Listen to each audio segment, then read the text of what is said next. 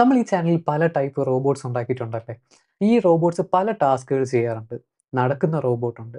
അതുപോലെ തന്നെ ഉരുണ്ടു പോകുന്ന റോബോട്ടുണ്ട്. സ്പിൻ ചെയ്യുന്ന റോബോട്ടുണ്ട്. ഒബ്ജക്ട്സ് എടുത്ത് മാറ്റുന്ന റോബോട്ടുണ്ട്.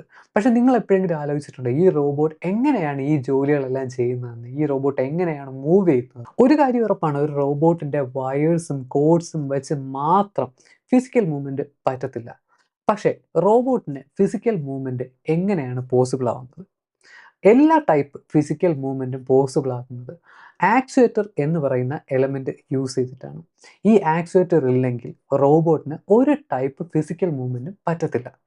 സോ ഇന്നത്തെ വീഡിയോയിൽ നമ്മൾ ആക്ച്വേറ്റേഴ്സിനെ പറ്റിയായിരിക്കും പഠിക്കുന്നത്. ആക്ച്വേറ്റേഴ്സ് എന്താണ്, ഇത് എങ്ങനെയാണ് വർക്ക് ചെയ്യുന്നത്, അതുപോലെ നിങ്ങൾ റോബോട്ടിക്സിൽ സീരിയസ് ആണെങ്കിൽ ഈ ആക്ച്വേറ്റേഴ്സിനെ പറ്റി പഠിക്കുന്നത് എന്തുകൊണ്ടാണ് ഇത്രയും ഇമ്പോർട്ടൻ്റ് എന്നുള്ള കാര്യം നമ്മൾ ഈ ഒരു വീഡിയോയിൽ ഡീറ്റെയിൽഡ് ആയിട്ട് നോക്കുന്നതായിരിക്കും. മനസ്സിലാക്കാൻ എളുപ്പത്തിന് നമുക്ക് നമ്മുടെ ബോഡി ഒരു റോബോട്ടിനെ ഒന്ന് കമ്പയർ ചെയ്ത് നോക്കാം.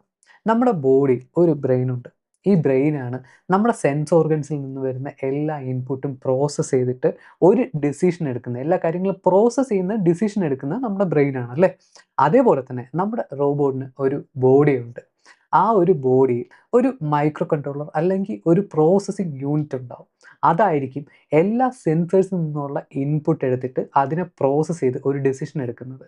പക്ഷേ ഈ റോബോട്ടിനെ ഏതെങ്കിലും രീതിയിൽ ഒരു ഫിസിക്കൽ മൂവ്മെൻറ്റിനെ ഹെൽപ്പ് ചെയ്യുന്നത് ഈ ഒരു ആക്ച്വേറ്റർ എന്ന് പറയുന്ന എലമെൻ്റ് ആണ്. ഏതൊരു ടൈപ്പ് ഫിസിക്കൽ മൂവ്മെൻ്റ് ആണെങ്കിലും, അതിപ്പം നടക്കുന്നതാണെങ്കിലും, വീലിൽ പോകുന്ന റൊട്ടേറ്റ് ചെയ്യുന്ന മൂവ്മെൻ്റ് ആണെങ്കിലും, അതുപോലെ തന്നെ ഒരു ഒബ്ജക്റ്റ് എടുക്കുന്ന റോബോട്ടിക് ആം ആണെങ്കിലും, ഏത് ടൈപ്പ് ഫിസിക്കൽ മൂവ്മെൻ്റ് ആണെങ്കിലും ഒരു ആക്ച്വേറ്റർ ഇല്ലാതെ റോബോട്ടിന് പറ്റത്തില്ല.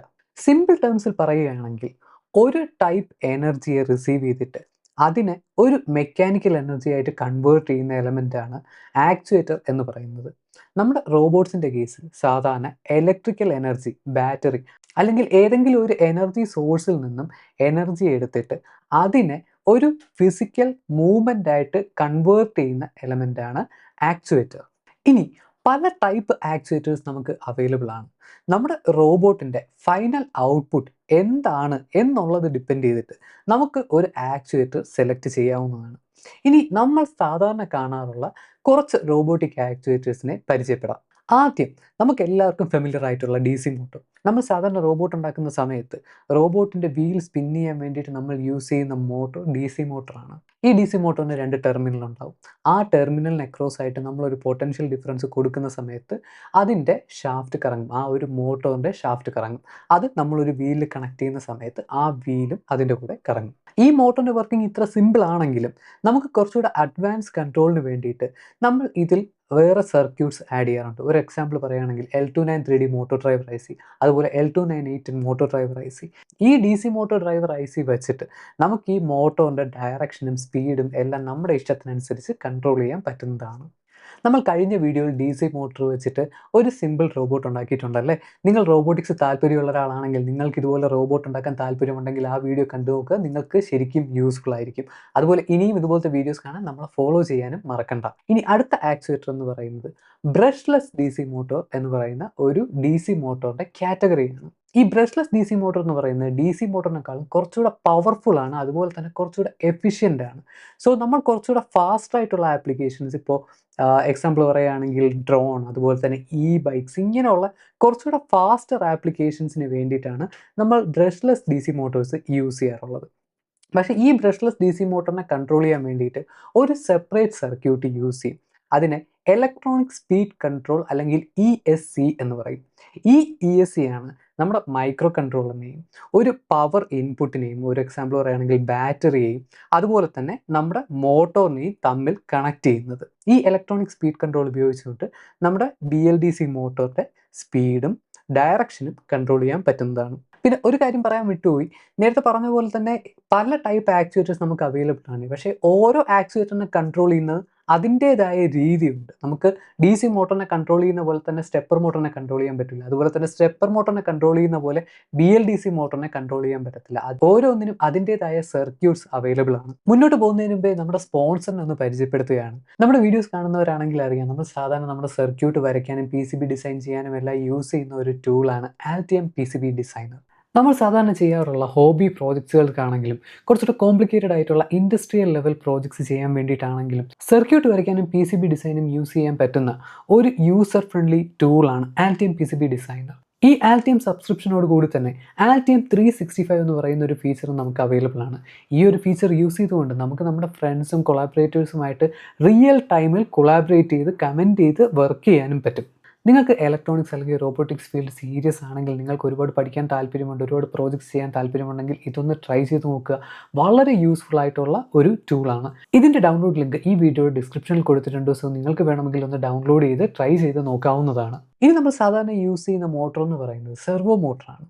നിങ്ങളുടെ റോബോട്ട് അല്ലെങ്കിൽ റോബോട്ടിൻ്റെ ഏതെങ്കിലും ഒരു പാർട്ട് ഒരു പെർട്ടിക്കുലർ ആംഗിളിൽ മൂവ് ചെയ്ത് നിർത്തണമെങ്കിൽ നിങ്ങൾക്ക് സെർവോ മോട്ടോർ യൂസ് ചെയ്യും. ഒരു എക്സാമ്പിൾ പറയുകയാണെങ്കിൽ, നിങ്ങളുടെ റോബോട്ടിക് ആം ഒരു 90 ഡിഗ്രി മൂവ്മെൻറ്റ് ചെയ്ത് ആ ഒരു പൊസിഷൻ ഹോൾഡ് ചെയ്യണം.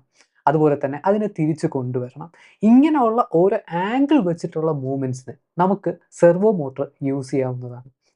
സെർവോ മോട്ടർ എന്ന് പറയുന്നത് ബേസിക്കലി ഒരു ഡി സി മോട്ടർ തന്നെയാണ്. പക്ഷേ ആ ഡി സി മോട്ടറുമായിട്ട് കണക്ട് ചെയ്തിട്ട് ഒരു എറർ കറക്ഷൻ മെക്കാനിസം സർക്യൂട്ടും കൂടെ ഉണ്ടാവും. സോ ഈ എറർ കറക്ഷൻ സർക്യൂട്ടാണ് ഈ ഒരു ഡി സി മോട്ടറിനെ കറക്റ്റ് ആംഗിളിൽ റൊട്ടേറ്റ് ചെയ്യാൻ ഹെൽപ്പ് ചെയ്യുന്നത്. ഒരു സെർവോ മോട്ടറിന് മെയിനായിട്ട് 3 ടെർമിനൽസ് ഉണ്ടാവും. ഒരു വി സി സി പിൻ ഉണ്ടാവും. അവിടെ നമ്മൾ സാധാരണ 5 വോൾട്ട് കണക്ട് ചെയ്യും. പിന്നെ ഒരു ഗ്രൗണ്ട് പിൻ ഉണ്ടാവും. അത് നമ്മുടെ ബാറ്ററിയുടെ ഗ്രൗണ്ട് പിന്നിൽ കണക്ട് ചെയ്യും. മൂന്നാമത്തെ പിന്നാണ് സിഗ്നൽ പിൻ. ഈ സിഗ്നൽ പിന്നിൽ നമ്മൾ pulse width modulated signals feed ചെയ്യും. ഈ പൾസ് വിഡ്ത്ത് മോഡുലേറ്റഡ് സിഗ്നലിൻ്റെ പൾസ് വിഡ്ത്ത് ഡിപ്പെൻഡ് ചെയ്തിട്ടായിരിക്കും ഈ ഒരു സെർവോ മോട്ടറിൻ്റെ ഷാഫ്റ്റ് മൂവ് ചെയ്യുന്നത്. ഈ പൾസ് വിഡ്ത്ത് മോഡുലേറ്റഡ് സിഗ്നൽ നമുക്ക് വേണമെങ്കിൽ 555 ടൈമർ ഐ സി പോലുള്ള ഐ സി വെച്ചിട്ടുണ്ടാക്കാം. അല്ലെങ്കിൽ ആർഡിനോ പോലുള്ള മൈക്രോ കൺട്രോളർ വെച്ചിട്ട് സിമ്പിളായിട്ട് ജനറേറ്റ് ചെയ്ത് ഒരു സെർവോ മോട്ടർ ഡ്രൈവ് ചെയ്യാവുന്നതാണ്. ഇനിയുള്ളത് സ്റ്റെപ്പർ മോട്ടർ. ഈ സ്റ്റെപ്പർ മോട്ടർ സെർവോ മോട്ടർ പോലെ തന്നെ നമുക്കൊരു ഒബ്ജക്റ്റിനെ ഒരു പെർട്ടിക്കുലർ ആംഗിളിൽ മൂവ് ചെയ്യാൻ വേണ്ടിയിട്ട് യൂസ് ചെയ്യാവുന്നതാണ്. പക്ഷേ സെർവോ മോട്ടറിനേക്കാളും കുറേ കൂടെ പ്രിസൈസ് ആയിട്ട് സ്റ്റെപ്പ് ബൈ സ്റ്റെപ്പ് ആയിട്ട് സ്റ്റെപ്പർ മോട്ടർ വെച്ചിട്ട് ഒരു ഒബ്ജക്റ്റിനെ മൂവ് ചെയ്യാൻ പറ്റും. ഒരു എക്സാമ്പിൾ പറയുകയാണെങ്കിൽ, ഒരു സ്റ്റെപ്പർ മോട്ടറിൻ്റെ പ്രിസിഷൻ എന്ന് പറയുന്നത് ചിലപ്പോൾ 1.8 ഡിഗ്രി വെച്ചിട്ട് ഒരു സ്റ്റെപ്പ് മൂവ് ചെയ്യാൻ പറ്റും. ഈ മോട്ടർ നമ്മൾ സാധാരണ ഈ CNC മെഷീൻസ്, അതുപോലെ തന്നെ 3D പ്രിൻ്റർ, ഇങ്ങനെ ഹൈ പ്രിസിഷൻ വേണ്ട ആപ്ലിക്കേഷൻസിനാണ് നമ്മൾ സാധാരണ ഈ ഒരു സ്റ്റെപ്പർ മോട്ടോർ യൂസ് ചെയ്യാറുള്ളത്. ഇതിന് വേണ്ടിയിട്ടും ഡെഡിക്കേറ്റഡ് ആയിട്ടുള്ള സ്റ്റെപ്പർ മോട്ടോർ കൺട്രോളർ സർക്യൂട്ട്സും നമുക്ക് അവൈലബിൾ ആണ്. ഇത് നമുക്ക് ഓർഡിനോയിൽ കണക്ട് ചെയ്തിട്ട് ഓർഡിനോ പ്രോഗ്രാം ചെയ്ത് നമുക്ക് ആവശ്യമുള്ള രീതിയിൽ സ്റ്റെപ്പർ മോട്ടോറിനെ കൺട്രോൾ ചെയ്യാവുന്നതാണ്. ഇതൊക്കെയാണ് നമ്മൾ സാധാരണ ഡൊമസ്റ്റിക് റോബോട്ടിക്സിലും അതുപോലെ തന്നെ നമ്മൾ സാധാരണ ചെയ്യാറുള്ള ഹോബി പ്രോജക്ട്സിലും കാണാറുള്ള ആക്ച്വേറ്റേഴ്സ്. ഇനി ഇൻഡസ്ട്രിയൽ ലെവലിലേക്ക് പോവുകയാണെങ്കിൽ അവിടെ കുറച്ചുകൂടെ കോംപ്ലിക്കേറ്റഡ് ആയിട്ടുള്ള, കുറച്ചുകൂടെ ബൾക്കിയർ ആയിട്ടുള്ള ന്യൂമാറ്റിക് അതുപോലെ തന്നെ ഹൈഡ്രോളിക് ആക്ച്വേറ്റേഴ്സും അവൈലബിൾ ആണ്. പക്ഷേ ഇതൊക്കെ സാധാരണ ഹെവി ആയിട്ടുള്ള ആക്ടിവിറ്റീസ് ചെയ്യാൻ വേണ്ടിയിട്ട് ഫാക്ടറീസിലൊക്കെയാണ് ഇത് സാധാരണ കാണാറുള്ളത്. സോ നമ്മൾ നമ്മുടെ റോബോട്ട് ഉണ്ടാക്കുന്ന സമയത്ത് കറക്റ്റ് ആക്ച്വേറ്റർ എങ്ങനെ സെലക്ട് ചെയ്യാം? നമ്മുടെ റോബോട്ടിൻ്റെ ഫൈനൽ ഔട്ട്പുട്ട് എന്താണ്, അത് ഡിപ്പെൻഡ് ചെയ്തിരിക്കും നമ്മുടെ ആക്ച്വേറ്റർ സെലക്ട് ചെയ്യേണ്ടത്. ഒരു എക്സാമ്പിൾ പറയുകയാണെങ്കിൽ, നിങ്ങളുടെ റോബോട്ട് ഒരു വീൽഡ് റോബോട്ടാണ്, നിങ്ങൾക്ക് വേണ്ടത് ആ വീൽ റൊട്ടേറ്റ് ചെയ്തിട്ടുള്ള മൂവ്മെൻ്റ് ആണെങ്കിൽ നിങ്ങൾക്ക് ഒരു DC മോട്ടർ യൂസ് ചെയ്യാവുന്നതാണ്. അതുപോലെ തന്നെ നിങ്ങളൊരു ഡ്രോൺ ഉണ്ടാക്കുകയാണ്, നിങ്ങൾക്ക് നല്ല ഹൈ സ്പീഡ് റൊട്ടേഷൻ കേപ്പബിലിറ്റി ഉള്ള ഒരു മോട്ടർ വേണമെങ്കിൽ നിങ്ങൾക്ക് ബ്രഷ്ലെസ് DC മോട്ടർ യൂസ് ചെയ്യാവുന്നതാണ്. നിങ്ങളൊരു റോബോട്ടിക് ആം പോലെയുള്ള ഒരു എന്താ പറയുക, ഒരു കറക്റ്റ് ആംഗിളിൽ മൂവ് ചെയ്യേണ്ട ഒരു ആപ്ലിക്കേഷൻ ആണെങ്കിൽ നിങ്ങൾക്ക് സെർവോ മോട്ടർ യൂസ് ചെയ്യാവുന്നതാണ്. പിന്നെ കുറേ കൂടെ പ്രിസൈസ് ആയിട്ടുള്ള കൺട്രോളിന് വേണ്ടിയിട്ട് ഈ 3D പ്രിൻ്റർ പോലുള്ള പ്രോജക്ട്സ് ചെയ്യാൻ വേണ്ടിയിട്ടാണെങ്കിൽ നിങ്ങൾ സ്റ്റെപ്പർ മോട്ടർ യൂസ് ചെയ്യാവുന്നതാണ്. നിങ്ങൾക്ക് എവിടെയെങ്കിലും എന്തെങ്കിലും സംശയം ഉണ്ടെങ്കിൽ ഈ വീഡിയോയുടെ താഴെ കമൻറ്റ് ചെയ്ത് ചോദിക്കാൻ മടിക്കണ്ട. ഇനിയും ഇതുപോലത്തെ വീഡിയോസ് കാണാൻ നമ്മളെ ഫോളോ ചെയ്യാനും മറക്കണ്ട.